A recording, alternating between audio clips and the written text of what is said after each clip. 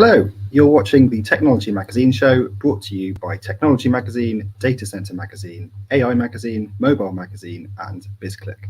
My name is Marcus Law, and we're here to bring you all the latest news, analysis, and opinions from the world of technology every 2 weeks. Joining me today is one of my fellow editors at Technology and AI Magazines, George Hopkin. Hello, George. How are you? Hello there, Marcus. I'm very well, thank you. Very well indeed. And I'm saying hello to you, and let's take a moment to remind the audience that they can also say hello by posting into the comments section below the show here on LinkedIn. And we'll remind you to make sure that you go take a look at the vote, because we're having a vote on LinkedIn around the Meta Quest Pro VR headset coming up in a moment. Yeah, absolutely. Yeah, quite right, George. Yeah. Could you just share what the poll is for us? Why don't you share that? Yeah, because I nearly overshared there, but I'm going to share a little bit more now. So, Meta's much anticipated Quest Pro VR headset has been released, and it's designed to expand the possibilities of virtual and mixed reality while integrating inward-facing sensors to capture natural facial expressions and eye tracking. So that's inward-facing sensors. This is quite strange. But the company's also announced a partnership with Microsoft, and that's going to bring some new work and productivity tools to the headsets. So you're going to get Microsoft Windows 365, Microsoft Teams in your headset. And with all that in mind, we've asked our audience, go and vote, what is the biggest game-changing feature in Meta's Quest Pro? Is it the cameras to capture facial expressions? Is it the full color mixed reality? Is it having 4 times as many pixels as the Quest 2? Or is it improved productivity tools? Yeah, absolutely. Yeah, there's some really interesting features in there. I think the bridge between augmented reality and VR is going to be something that's really exciting. So we'll find out what our viewers said later on. And don't forget, we'll also be having a bit of fun with Tech That Takes You Back, where George and I will be competing to see who has the most intriguing, nostalgic piece of technology from the past. But before all that, let's have a rundown of the latest tech, AI, mobile, and data center news.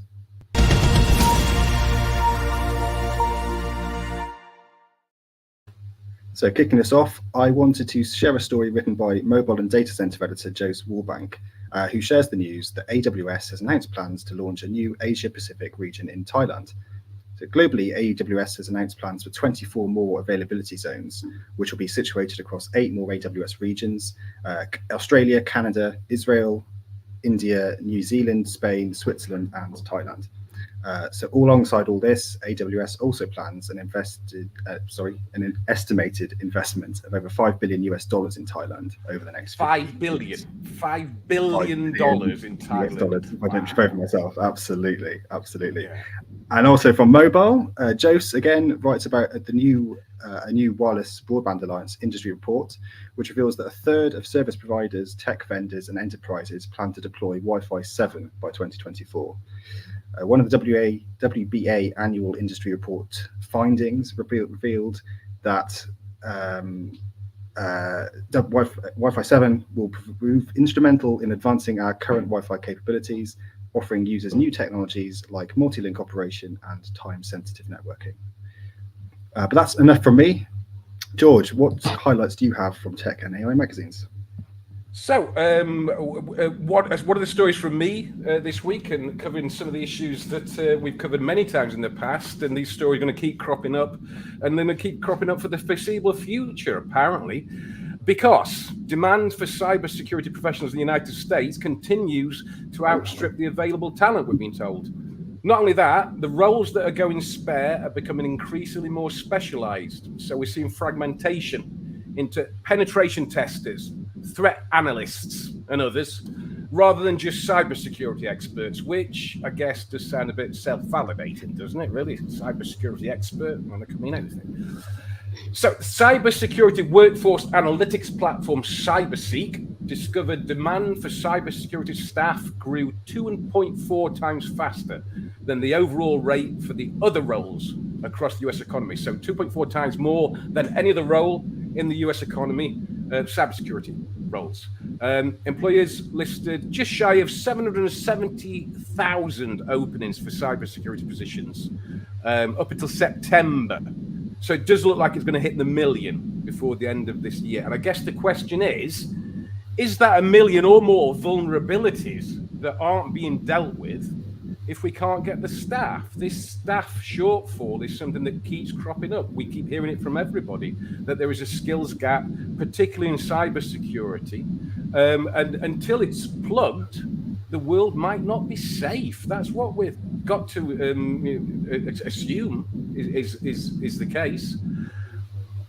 Absolutely. Yeah, couldn't agree more. Everyone we seem to speak to at the moment is referring to this tech skills gap, this ongoing skills gap, and a lot of work to be done. I think you've got something with us to show us from AI Magazine as well, George. That's right. We've got one of your articles here, Marcus, and it's an Internet of Things and Robotics project here in the UK, designed to offer smart agriculture frameworks to help drive automation, increase efficiency, and improve environmental sustainability. So that's some pretty big boxes getting ticked right there.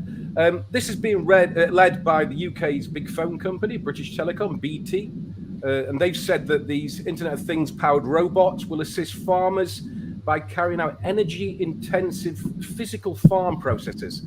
So things like picking and packing fruit, as well as treating crops to get rid of diseases and pests. I think this is a fascinating story. I really do. And I'm blowing smoke at you, Marcus, because you wrote this. I urge everyone to go and take a look at it, because this is talking about something that is very big. This is a paradigm shift. Agriculture might not be as sexy as the metaverse or Oculus Rifts becoming VRs or the latest iPhone. This is more than that. It's far more important. This is supply chains. It's automating something that we've been doing for 10,000 years, and it's food, which is pretty important. I think we'd all agree. Yeah, absolutely. Yeah, the whole project is a really interesting story to research. Some really crucial changes in there, especially as we battle ongoing. Agriculture traditionally, agriculture has been towards the end of the spectrum of getting processed. All the sexier technologies are done first, all the consumer technologies.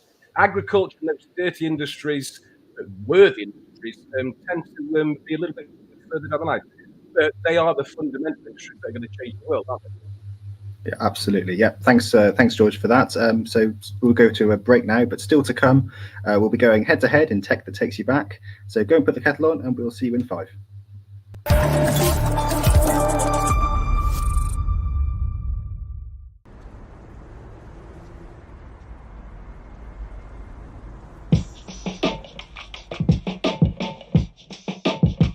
So Leo Geert van den Berg.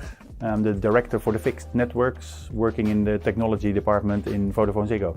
VodafoneZiggo, two mother companies, 50% owned by Liberty, 50% owned by Vodafone Group. Earlier this year, we were awarded with the Umlaut Award for Best Fixed Network in the Netherlands. We've been investing a lot of effort and money on making our networks and our products and our services better for our customers. The fact that you're able to make an impact in a company like VodafoneZiggo and that you can impact millions of lives of customers, that's what drives me the most. We have a number of partners where we're working with in the Netherlands. We've launched Smart Wi-Fi last year. We launched it together with Plume, so better in-home connectivity. Entertainment is one of the important pillars of our strategy to make sure that we provide our customers with access to all OTT content. We see that there is a gap in society where new technology and new digital skills are not always easy to be picked up by everybody in society. So we have programs running for elderly people where we train them and teach them and bring them along and show them how new technology works. But we also do this for kids. And one of the things I've been involved in myself is a program called Online Masters, where we tell them all about digital skills. And another example in that same category is a coder dojo. Kids can do actually developing of code, of software. We bring them to the Ziggo Dome, the music venue in the Netherlands. We've just renewed our relationship with the Ziggo Dome for another 10 years. Oceana is providing our optical technology. They've been a partner for us for many years. We are in the middle at Vodafone Ziggo of a digital transformation. Customers should be able to do items online, create new technologies and switch them on and enable them with a click of a button. And that's what we do with network automation. That's where Tata Elxsi is helping us.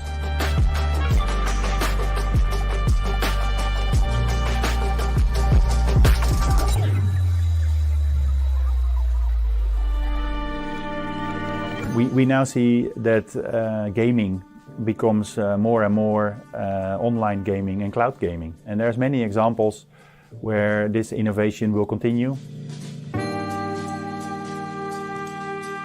There will always be smart people that take the benefits and use these enablers to create the next best product. And they take advantage of all the great technologies that are out there that we provide and that some of our partners are providing for us.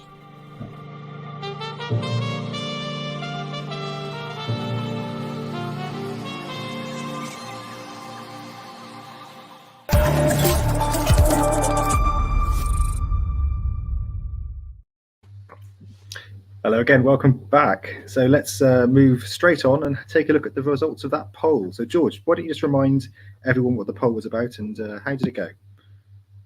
So, quickly scrolling up my notes to remember what the question was, I'm going to say that we asked the people that were visiting our LinkedIn poll to ask to tell us what's the best feature of the new Meta Quest Pro. Is it the cameras to capture facial expressions, inward-facing sensors, full color mixed reality, 4 times as many pixels as the Quest 2, or improved productivity tools? And by a significant margin, the winning feature is the facial expression recognition, which gets 2/3 as many as the runner-up, which is the full color mixed reality. So people really like the idea of it looking at their facial expressions.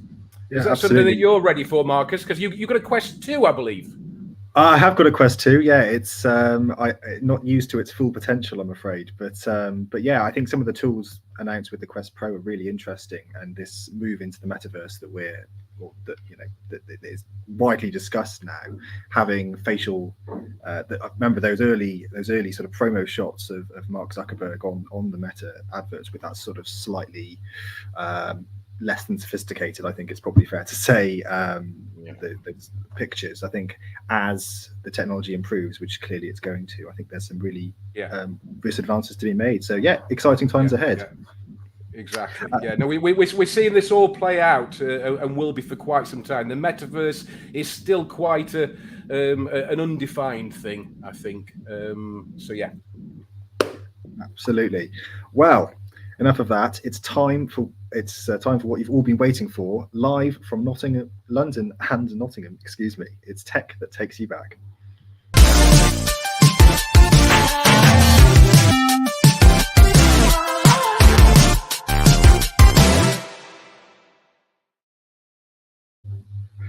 So I do like that. It's great, isn't it? It's great, yeah. So my piece of tech is the humble floppy disk, which has been in the news recently when Japan's digital minister declared a war on the devices, tweeting that the country's digital agency would change regulations requiring businesses to use floppy disks and CDs, and instead shifting to online services. The first floppy disks, which were invented and made by IBM, had a disk diameter of 8 inches. And then subsequently, the 5¼ and then the 3½ inches became a ubiquitous form of data storage and transfer into the first years of the 21st century. And the most advanced hard disks of the late 90s were typically able to hold a maximum of a mighty 1.44 megabytes of data, which I'm sure I can remember that being amazing with an 8 megabyte memory card that I had at one point, and how times change. A large JPEG would be larger than that these days, wouldn't it? Absolutely. In fact, a small JPEG would be bigger than that sometimes. Yeah. Couldn't agree more. And of course, long gone as far as daily use, but living on in the little save icon on Microsoft Word, and hopefully for many years to come. Is the disc icon? Yeah. 8-inch discs. So I'm going to quickly talk about 8-inch discs. There is a particular format of disc that was only retired, checks notes, in 2019. It was used by the United States nuclear forces to keep track of their nuclear arsenal. So you can see why they were perhaps reluctant to upgrade. But they finally got rid of them in 2019 and upgraded to solid state memory. But yeah, right up until 2019, the United States nuclear forces were running off of 8-inch floppy disks. My word. It's really interesting. It's a technology that I was reading somewhere a couple of weeks ago that the aeronautical industry, in particular the airline industry, a lot of airlines still run with floppy disks. You know, it's quite interesting to read about. So anyway, enough about floppy disks. Tell me about what's your clip for the week. Well, if producer Ernie puts the video on, you might actually see some 8-inch floppy disks in the background on this one. I'm just going to check if we've got the audio coming through.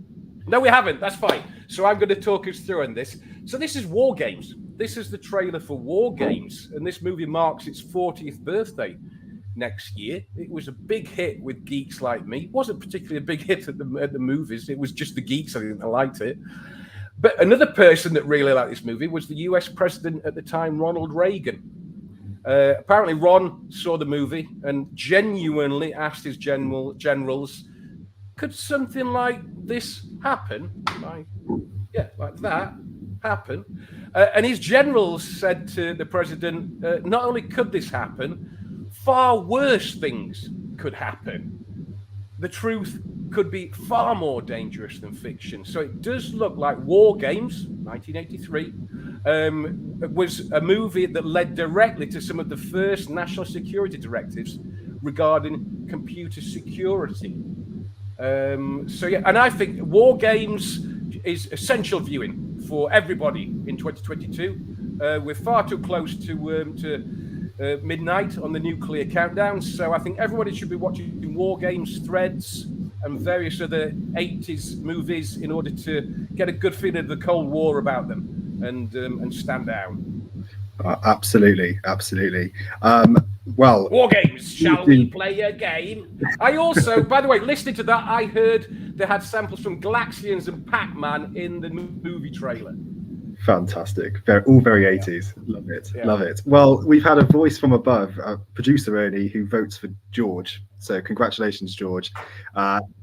Well done. I like your I like your floppy disks, Marcus. Well, if you've got any other thoughts, please do put them in your comments on the LinkedIn stream. We'd love to see them. So thanks very much, George. Okay, folks, that's all we've got time for this episode. We really hope you enjoyed the show. And do make sure you tune in again in 2 weeks' time. Thank you for interacting with us if you're watching live and for taking part in the poll. And remember, this show is available to watch on demand, so please do share it with colleagues and anyone interested in technology. Thanks to George and to Ernie and to the rest of the video production team. This has been a BizClik production, and we'll see you next time.